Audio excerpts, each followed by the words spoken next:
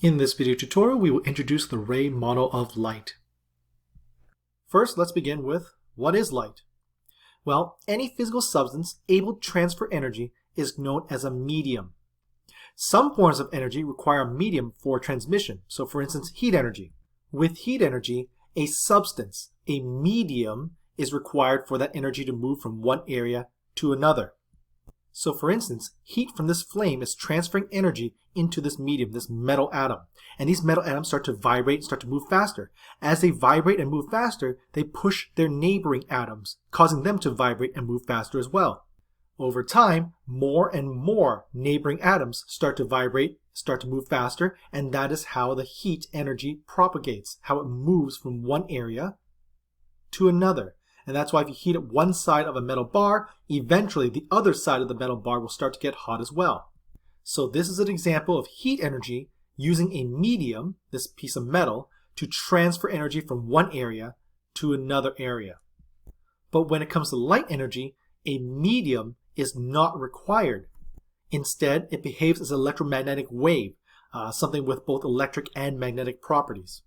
So light is a type of electromagnetic wave, we call them EM waves, of which there are other types such as radio waves, microwaves, infrared light, and of course visible light, ultraviolet light, X-rays, and gamma rays. These are all waves that have both electric and magnetic properties, hence the term electromagnetic. When we look at all these different waves and put them together, we call this the electromagnetic spectrum. This organizes EM waves based on their energy and wavelength. High energy EM waves are on one end of the spectrum, while low energy EM waves are on the other end of the spectrum. So for instance, you have to be careful with UV and X-rays. Because they have so much energy, they can damage your DNA and cause cancer. Meanwhile, radio waves are low energy, so you don't hear too many health hazards associated with it. Now, you might notice that the low energy waves have a long wavelength as opposed to high energy EM radiation, where they have a very short wavelength. So if you can imagine walking along the beach and the waves of water aren't really hitting you frequently, maybe once every 10 seconds, that's not likely to knock you over. But if the waves are hitting you very frequently, like several hundred times per second, then of course that is more likely to knock you over. So those of long wavelengths have low energy, while those of short wavelengths have high energy. However, all EM waves will travel at the speed of light, and that's approximately 300 million meters per second. Now let's briefly go over the different types of EM radiation, starting with the lowest energy, the longest wavelengths. Those would be radio waves. And their wavelengths, so from the top of one wave to the top of another wave, that's called one wavelength, they tend to be in the thousands of meters in terms of length. So again, they have the lowest energy and frequency, but they have the longest wavelength. Some of the technologies that rely on radio waves include, of course, AM and FM radio, TV signals, cell phone communication, and radar. Now take a look at this diagram over here. You'll notice that AM radio has the longest wavelengths, then FM radio has shorter wavelengths, finally TV has the shortest radio wavelength. So as you go from AM to FM to TV, the frequency is increasing. Now have you ever noticed the sound quality between AM radio and FM radio is different? Without looking at the station channel, I can tell if it's AM radio versus FM radio, because AM radio tends to have a lower sound quality. But if you want better sound quality, you have to increase the frequency. This way your antenna can receive more information per second. Right? So if with AM radio, it doesn't receive a lot of information per second, so that's why the quality of the sound is lower. But with FM radio, with more frequency, it intercepts more information, more data per second, allowing it to have higher quality. And of course, when you have TV, you need video data as well as audio, and so its frequency is much higher, allowing you to get more data per second. So in general, the higher the frequency, the greater the data transfer rates. Now, one of the reasons why AM radio is still popular is because its radio waves are able to travel much further than FM radio waves. So you can hear an AM radio station much further away than you could with an FM radio station. Now the next type of EM radiation are microwaves. These are much smaller, that's why they're called microwaves, and their wavelengths are usually in the centimeters. Now most commonly we use microwaves to heat up our food. With conventional or regular ovens, food is heated up from the outside in. And so the heat from the oven slowly warms up the outer portion of the food and eventually the heat makes its way to the center. But with microwaves, the EM radiation heats up the water molecules in the food, and this tends to warm up the food from the inside out. To prevent your food from getting warmed up in just one small area, we usually have a little turntable inside the microwave that rotates your food so that it evenly hits the food throughout, warming it everywhere and not just in one certain hot spot. They also have a little paddle at the top to reflect the microwave energy so it bounces all over the place in the microwave itself and not just in one area.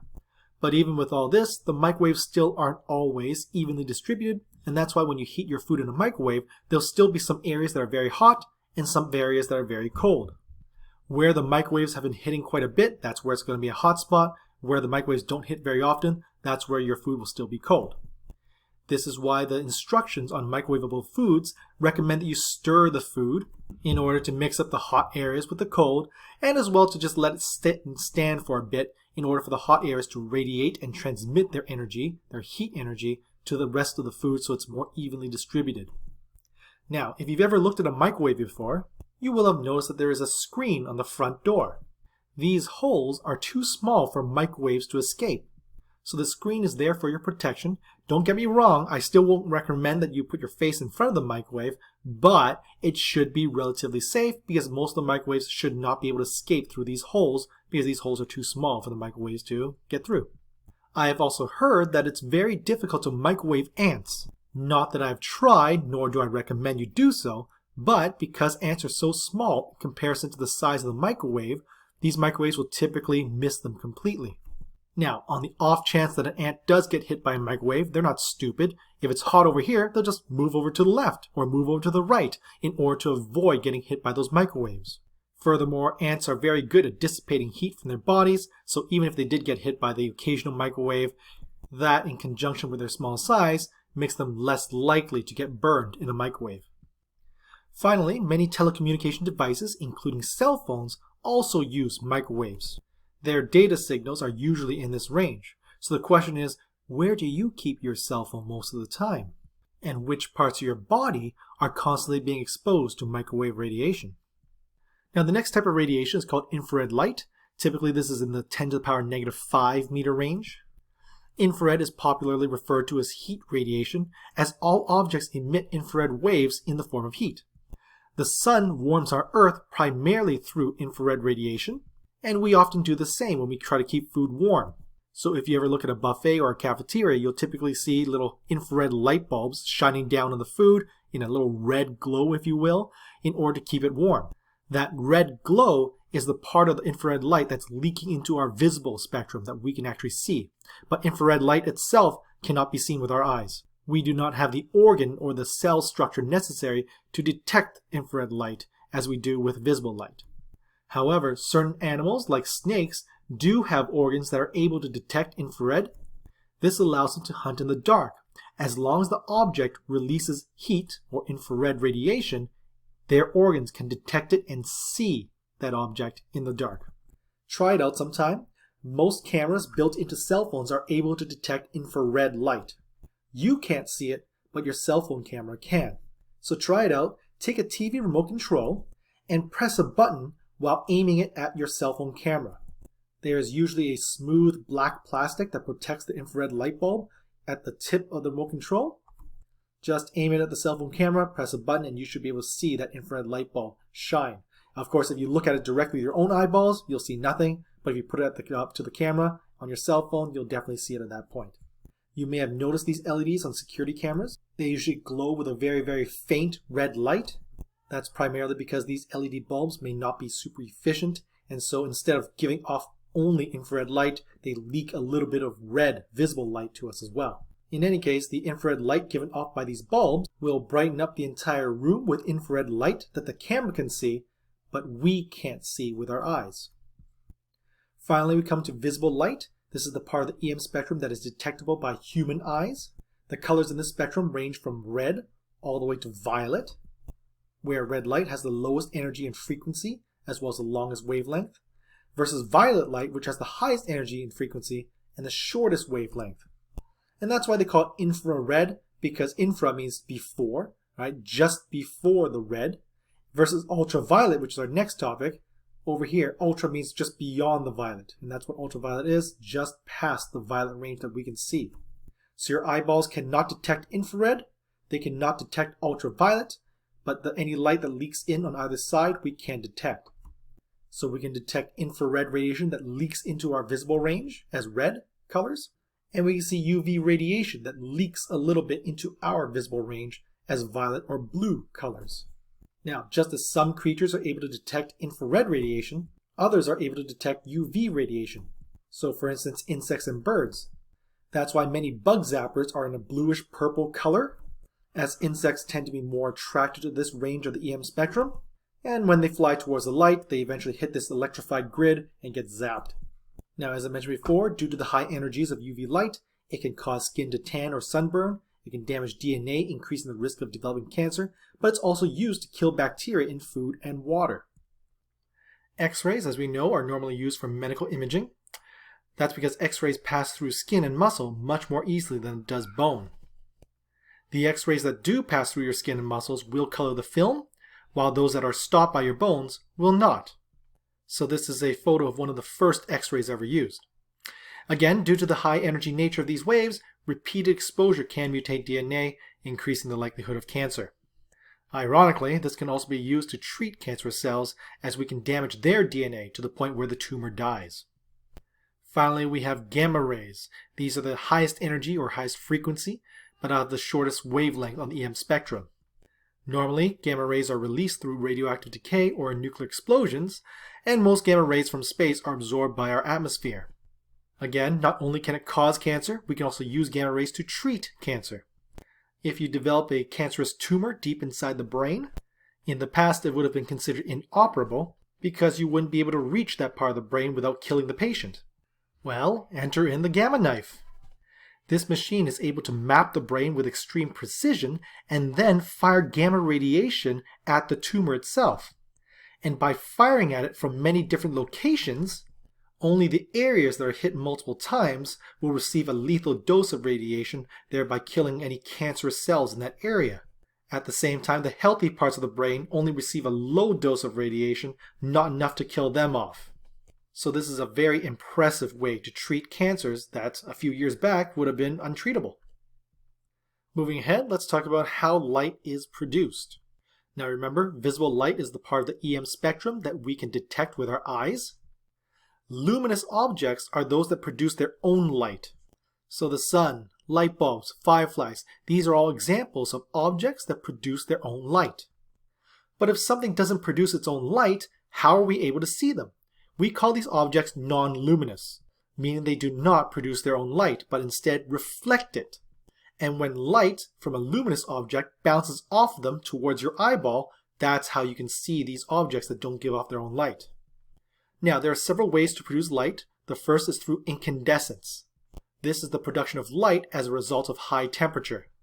As we learned in chemistry, all matter is made up of atoms, and atoms are constantly moving. The more energy you give them, the faster they move. Now, if you give them enough energy, they will start to vibrate, resulting in the emission of electromagnetic waves. And the more thermal energy they get, the higher their vibrational or EM frequency.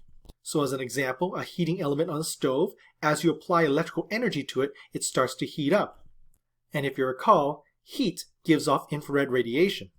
As you provide it with more energy, the atoms start to vibrate faster and faster. Eventually, if you reach a high enough temperature, the EM radiation emitted by these atomic vibrations, they will start to shift over from the infrared region to the visible light region.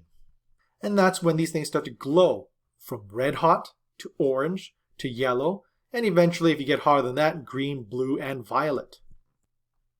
And that's how incandescent light bulbs work.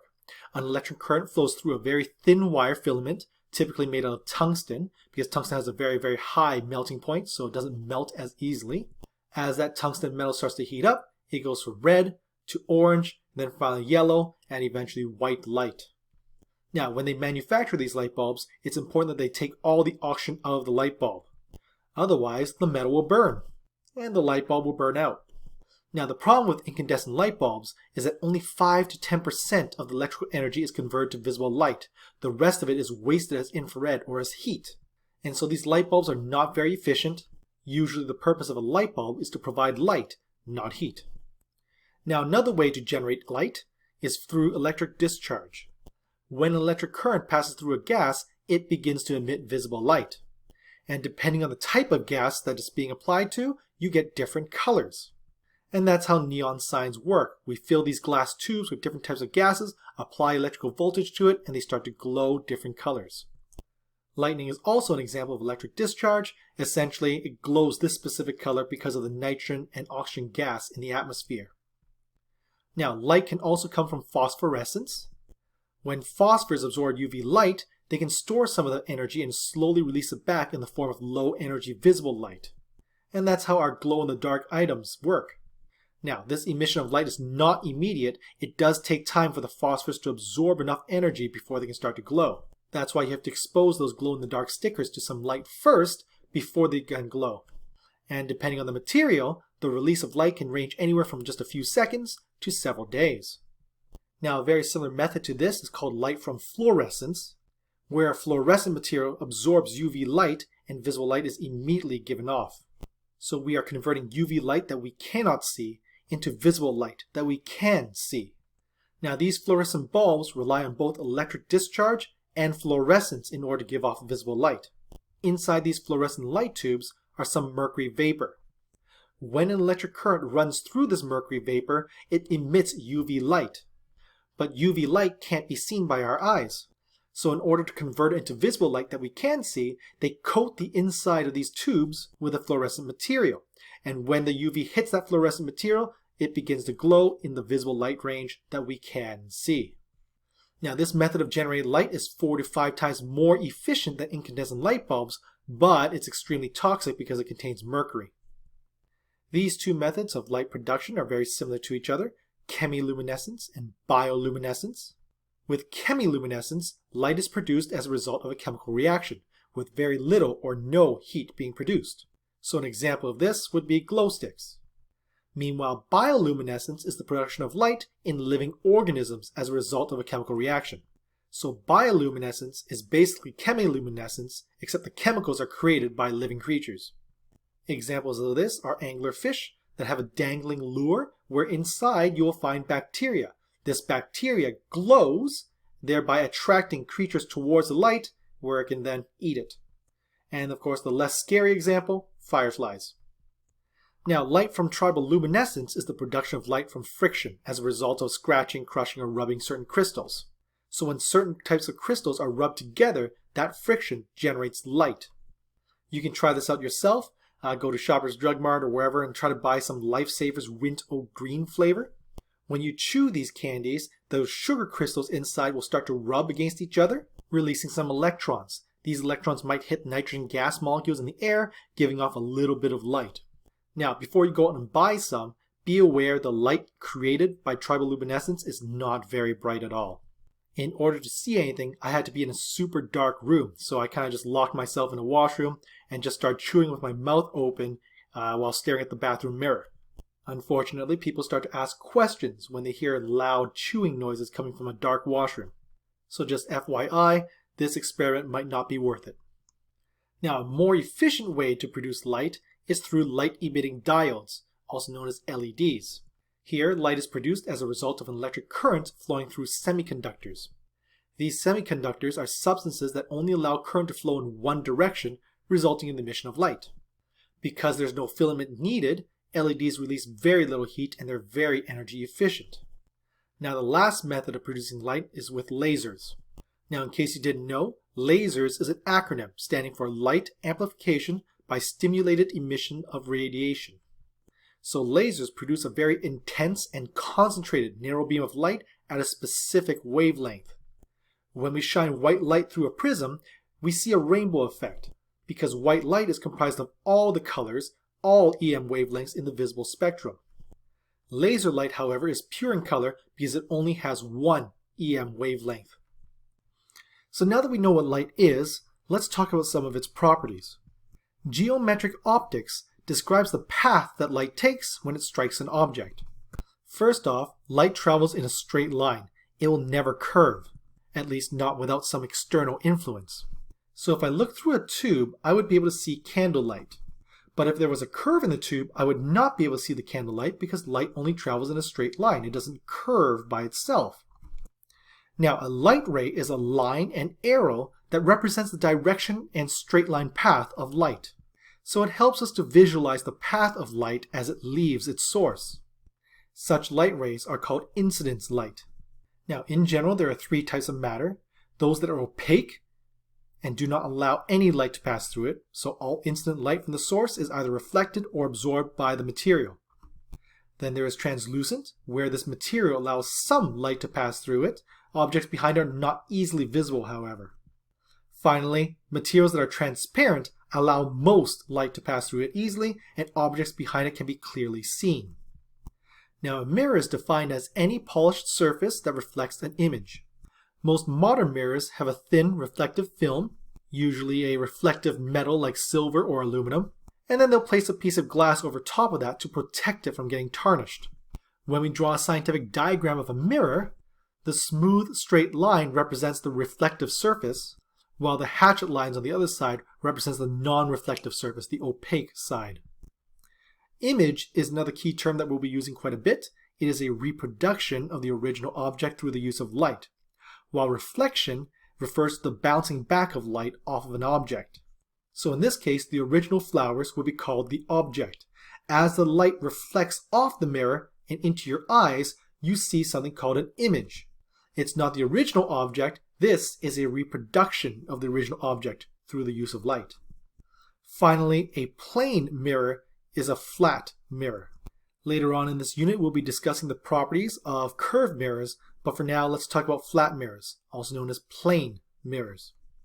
Now, as we mentioned before, the incident ray is the ray of light that comes from the original object. The flat side of the mirror is the reflective side, while the hatchet lines on the back refers to the non-reflective side. So as the incident ray comes down and hits the mirror, it is then reflected. It bounces off the mirror, and now we call it the reflected ray instead. This line over here is called the normal. It's an imaginary line that is perpendicular to the flat plane of the mirror. So perpendicular means 90 degrees to the plane of this mirror.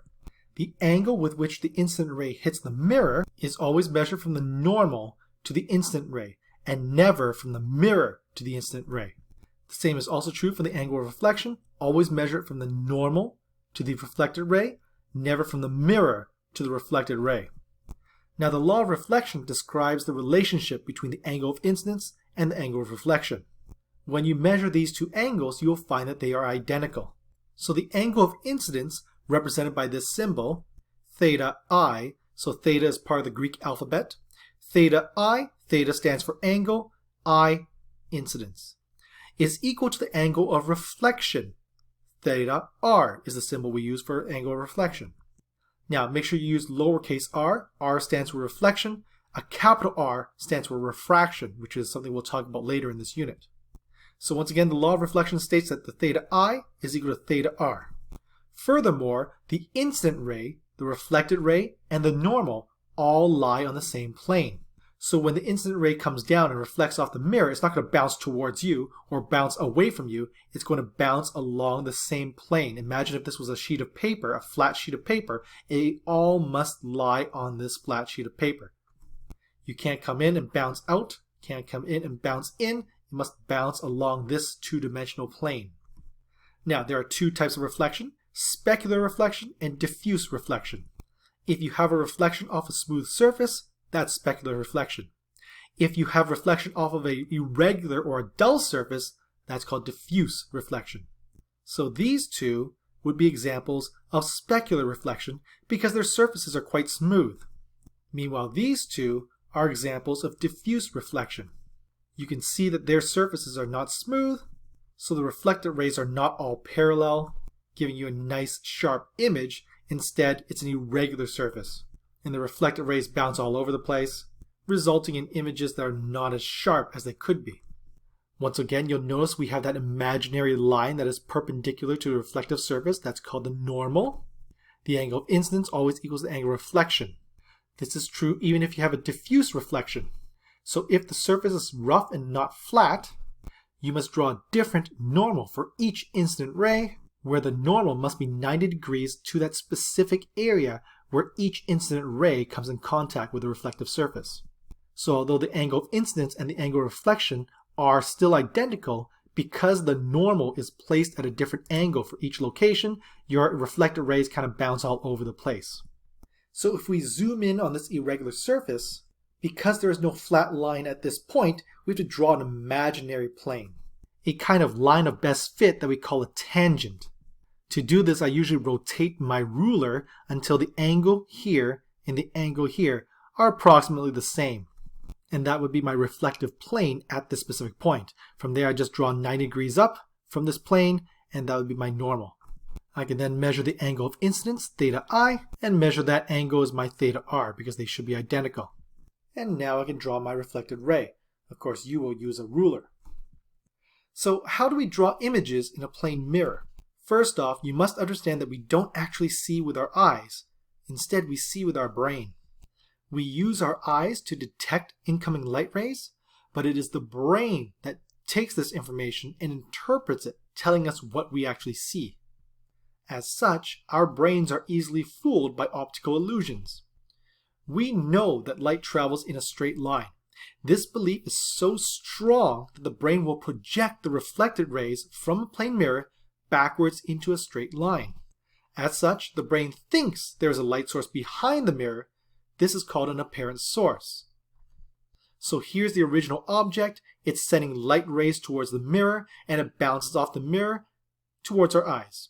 But because our brain thinks that light can only travel in straight lines, our brain will backtrack these light rays behind the mirror and think the object is actually here, when it's really over here. So this is called an apparent source because apparently those light rays are coming from here. For instance, many dogs have difficulties understanding how mirrors work.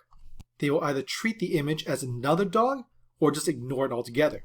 So this dog over here is seeing reflected light rays bouncing off the mirror back into its eyes, and it backtracks those reflected light rays to make it look like or think that there's another dog behind the mirror, this apparent source of the image. But as we know, this apparent source can't possibly be where the light rays are coming from because a mirror is opaque. It does not let light through. The original source of the light rays is on the same side as the viewer. But because our brains are hardwired to believe that light can only travel in straight lines, we backtrack those light rays until they intersect on the other side, and it makes it look like the image is on the other side of the mirror. This image is called a virtual image. An image that is formed by light coming from an apparent source, where light rays from that object could not possibly exist. Alright, so the light rays from this pencil, which does exist, reflect off the mirror, but your brain believes light can only travel in a straight line, so it backtracks those lines behind the mirror and thinks there's another pencil behind the mirror, a virtual image of this pencil. It is virtual, it is not real, because those light rays don't exist. So remember, we see with our brain, not with our eyes. Our eyes are just used to detect light rays. It is the brain that determines and interprets where they came from. Now, when locating the image in a plane mirror, the distance from the object to the mirror, so object to the mirror, is the same distance from the image to the mirror, from the image to the mirror.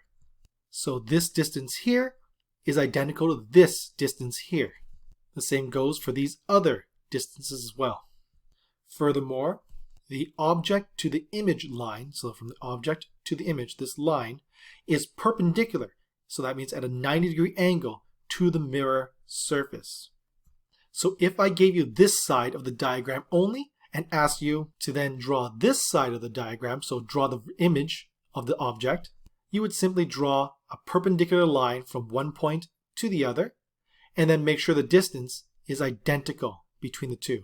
Draw another line across from the object to the image and make sure it's perpendicular, and then make sure these distances are identical. And just draw as many as you need in order to identify exactly what the image looks like in comparison to the object.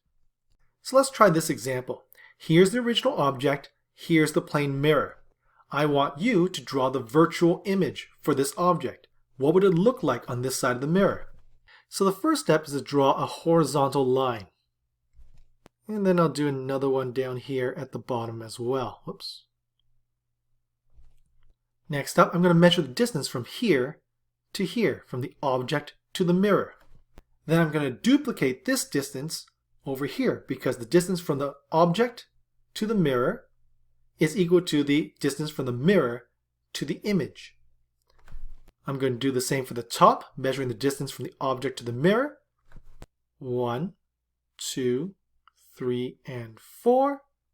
So 1, 2, 3, and 4. So now I know where the tip of the arrow for my virtual image is and where the bottom of my arrow is for this virtual image. I can now connect the dots, and I've got my line. And I'll just draw an arrow over here. And this is my virtual image. So this distance is the same as this distance, while this distance is the same as this distance. Now, obviously, more complicated objects will require more points for you to connect the dots with on the image side. But for instance, over here, I would measure the distance from this point to the mirror, and it'd be roughly around here. I would then measure this point to the mirror, and it would be roughly around here. Then I would choose this point, measure this distance from here to the mirror, do the same from this side, then pick this dot over here, measure that distance, put it on that side, and I would do it for each and every one of these other dots to complete my image. Eventually I get something like this. I can then start to connect the dots. Obviously I'm not using a ruler, but on a test you would use a ruler. And there we go, your virtual image and your original object. Now let's talk about some characteristics of an image in a plane mirror. The image in a plane mirror is always upright, but flipped horizontally as compared to the original object. So when you look at the mirror image of an ambulance, it's always flipped horizontally. Hopefully you never see it flipped vertically. This horizontal flip is called lateral inversion, but the common name for it is mirror image. This is the reason why the word ambulance is spelled backwards and horizontally flipped. That way when you're driving and you look in your rear view mirror, you'll be able to see the properly flipped versions of the word and know that this is an ambulance, in case you didn't realize the flashing lights. So if I were to flip the word science, its lateral inversion, its mirror image, would look like this. A would be spelled backwards, so E-C-N, E-C-N, E-I-C-S, E-I-C-S. And also the letter images themselves will be flipped as well. So which of these 4 examples is the lateral inversion for the word light? Well, first off, it would have to be spelled backwards. Since T is closest to the mirror, T's image should be closest to the mirror. Followed by H, then G, then I, then L. But the second thing we need to keep in mind is that the letters themselves have to be laterally inversed. So they have to be mirror images of each other. So T is fine, that won't change. Neither will H. But the G, this does not look like a backwards G. This is an example of a backwards G, and so is this. And of course I doesn't change, but L would. So this is a backwards L, and this is a backwards L. So the proper lateral inversion for the word light would be this guy over here.